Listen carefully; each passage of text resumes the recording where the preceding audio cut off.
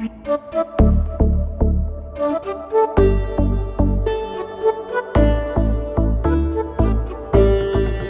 back and thank you for watching. Today we're going to take you on some cool wild camp spots, down the Ganges, and also get stopped by the police.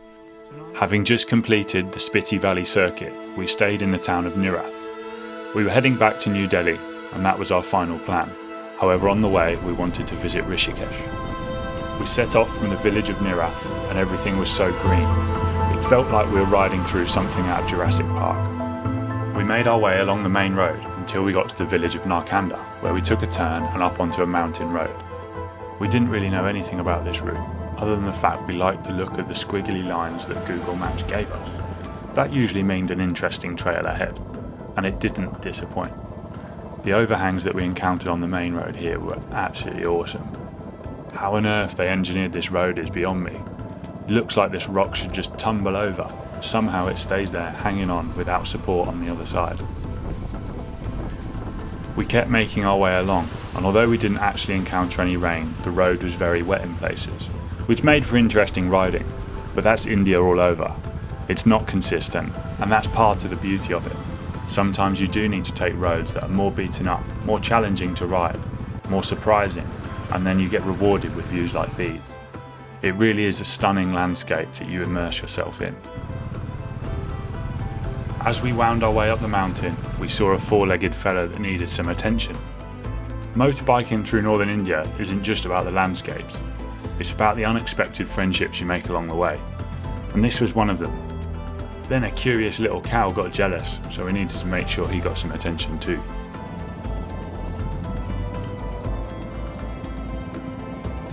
As we rode along these small little roads, we passed through many villages. After speaking to some of the locals, it was quite interesting to find out what they did for a living.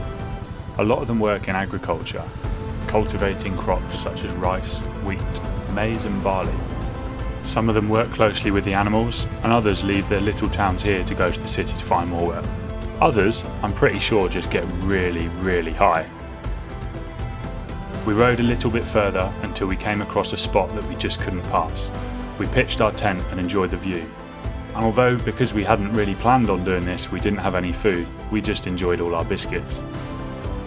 Setting off from the ridgeline we had camped on, we headed down to the valley, along the valley floor, just seeing how far we'd make it in a day. Whilst in the tent, we got woken up to thunder, lightning and rain coming in sideways. Blue skies just over there.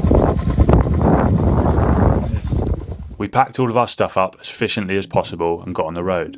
Unfortunately, the riding was pretty challenging for Christine. It was pretty slippy and slidey, and we'd been spoilt for conditions up until this point.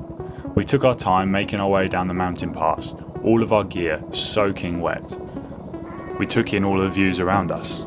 I've always had an immense fascination with clouds and their meanings. Looking at these as they sit on their mountains, they gave us some true perspective of the valleys we were riding through. Clouds to me are the true superheroes of the sky. Soft, fluffy and seemingly harmless, but packing some serious power. They can hold millions of gallons of water. They can start hurling lightning bolts at the ground in seconds and blanket entire cities in thick, mysterious fog. Even when they're just drifting by, they're scheming, blocking the sun, cooling the earth and shaping the weather as they please. You can't help but respect them. Clouds are the ultimate reminder that big power can come in soft, fluffy packages. Where they had deposited all their rain, we had to ride through some pretty challenging muddy areas. Although not deep in mud, it was incredibly slippy, and this was something we weren't used to after a long time in the dry. Fortunately, the weather did clear up once we'd reached the valley floor. We stopped in a cafe for a while to warm up and get everything dry. It also gave the roads a chance to dry out as well, giving us freedom to lean into the corners. Dry roads give motorbikes much better traction, giving you far superior grip. You feel way more stable on the bike, and we were also both using goggles, which didn't have windscreen wipers, so all the water that stuck to the outside lenses impaired your visibility. Riding in the dry is a much safer and nicer experience. However, conditions like these that we're riding through now, there are still greasy patches on the road, small amounts of water that will stay on your tyres into the turn. These single track roads then opened up onto highways like this, which gave us more confidence in the bikes. You can see that the ground is much drier and we could rip along. We did have to remind ourselves that we're still in India though, and of course there were going to be cows on the road. And it wasn't just the animals we had to watch out for. Because of the cliffs being so loose, all the rocks would tumble down onto the road. You'd have to keep an eye on what was coming in front of you, making sure there was nothing too big that was going to kick the front wheel out and knock you off the bike. We were enjoying the riding, rolling through all these small villages, and as we rolled into one, we got a police stop. Rafting. Tonight we want to try to find homestay in, you might be able to tell us, in Tilao?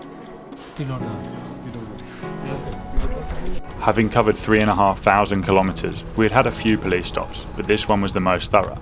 They went through all of our documents, all the registration of the motorbikes, and even our driving licences. They didn't like the look of Christine's one, as she just had her standard Danish licence. So if you're venturing to India from another part of the world, it is a great idea for a hassle-free experience to get an international driving permit and get it translated into Indian. This will just make any interaction with the police stress-free.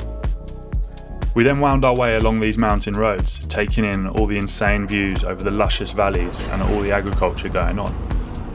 There was an awful lot of road blockages and road closures where they were maintaining the roads. This did teach us a lot about patience and just to go with the flow and embrace the rhythm of India, making friends as we went. And it's clear to see from videos like this of just how much hard work goes into making these roads, with a sheer cliff face to our right and a sheer one down to our left. It's not places you want to fall. These roads did make for incredibly interesting riding though. The day was drawing to a close, and as we rolled into one of the towns called Kafuta, we asked if there were homestays nearby. We found a really nice place that we went up to and looked around, but it is the first time I've ever been asked at a hotel if we wanted clean sheets. Interesting. Looking at the map for the following day, we didn't have long on the windy mountain roads before hitting the valley floor and getting on the highway. Well, that doesn't seem ideal. We left Kafuta nice and early, however there'd been a storm overnight and they were doing repair works on the road, meaning we were stuck in traffic for about an hour and a half before we could finally go again.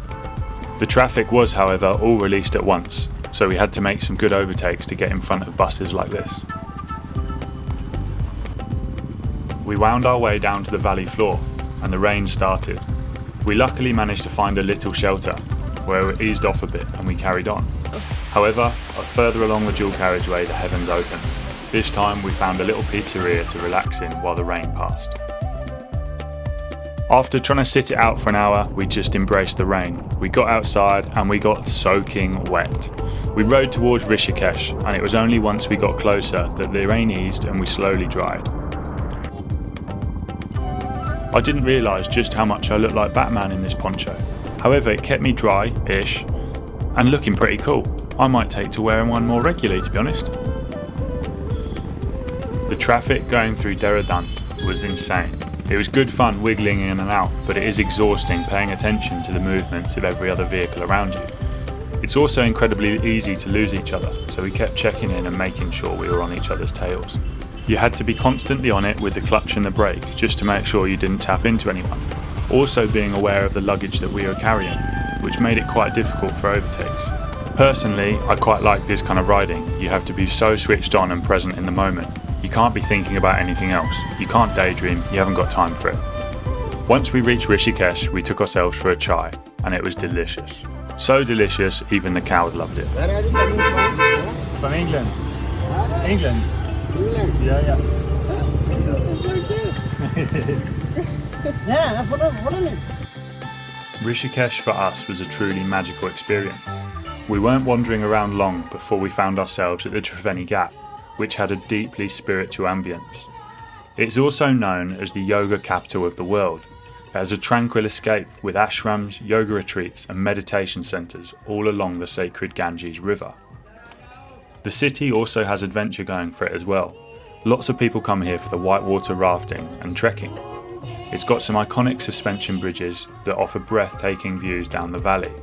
Rishikesh seamlessly manages to blend nature, spirituality and adventure, making it a truly extraordinary place. So we're going to go rafting on one of those. We're just on the way there. After arriving quite late in Rishikesh the night before, we decided to take a day out to explore it a little bit more. Of course, because everyone comes here for rafting, we felt obliged to give it a go. The journey there was as much an adventure as the rafting was itself. We're ready for it. How much instruction have you received? 0. I didn't even ask if I could swim.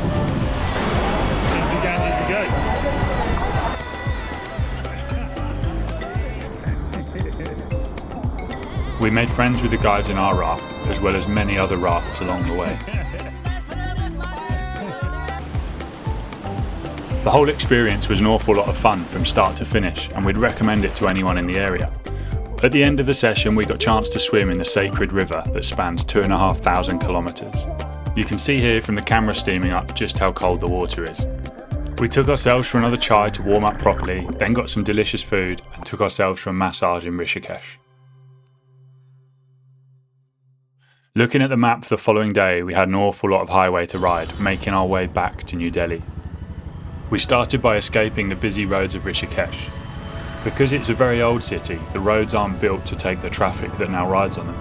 Like a lot of places in India, everywhere is busy. I really do enjoy riding through traffic like this. It's a lot of fun. Sometimes I forget that it's not a video game though. And if anything were to happen, there would be big consequences. It just feels like every car, rickshaw, cow and pedestrian is on a mission to test your reflexes. And the only power up you've got is your horn, which sometimes works. After we passed the city of Roorkee, we found ourselves on some pretty empty dual carriageway. For the first time in ages, we could get our bikes above 50 kilometers an hour, listening to the sound of our thumping engines as we enjoyed the flatlands. We passed numerous brick kilns like this one. There are over 4,000 of them in the area. Facilities like these are crucial for construction, but they're also significant contributors to the air pollution in the area.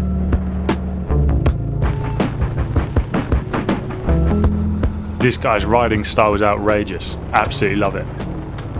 We then got closer to New Delhi and we came across a police stop checkpoint. It was to allow only cars onto the road ahead. Fortunately, they quite liked us, so they let us go on our motorbikes. They told us to stay to the left-hand side and make sure the cars were overtaken. This route cut an hour and a half off of our time. We were also the only motorbikes on the road. Knowing we shouldn't be there made it much better. Making it to New Delhi, we arrived at our friend's house. We stayed there for 2 nights before flying out. This gave us time to reflect, reminisce and celebrate our 4,000 kilometre journey around northern India. Thank you so much for watching. If you like this video, please hit the thumbs up button and don't forget to subscribe to my channel to help me out. Thanks again, all the best.